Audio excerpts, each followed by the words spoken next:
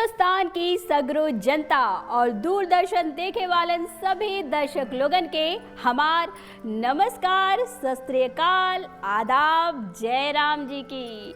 तब भैया लोगन उहे खाटी देहाती और गांव का परंपरागत लोकगीत गवनई लेके एक बार फिर से हाजिर हो गईली हम सीमा शाही और हमरे साथे बाड़न हमार लागे हो हमार लागे सबसे सुंदर ये गौवा हमार लागे सबसे सुंदर ये गौवा हमार लागे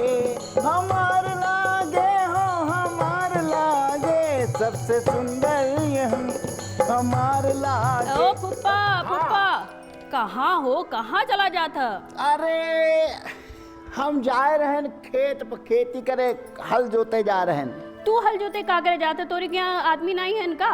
अरे आदमी है तो का भा, हम जब घर में कपड़ा धो लेत, बर्तन धो लेत, खाना बना लेत, तो काम खेत नहीं जोत सकित है का फुप्पा? तो के खेत जोते के पड़ी बा, कार्यक्रम शुरू हो गइल बा, दर्शक लोग आए गइल बाड़ेन। हैं? कार्यक्रम शुरू होगा? और का? अरे तो रुको एक जल्दी मिनट। जल्दी रख के आवा, जल्दी से शुरू होए। हाँ। खेत जोते जात रहन, पता नहीं कितना खेत जोतेंगे। हाँ। केहू से जोतवाई लिया, चला।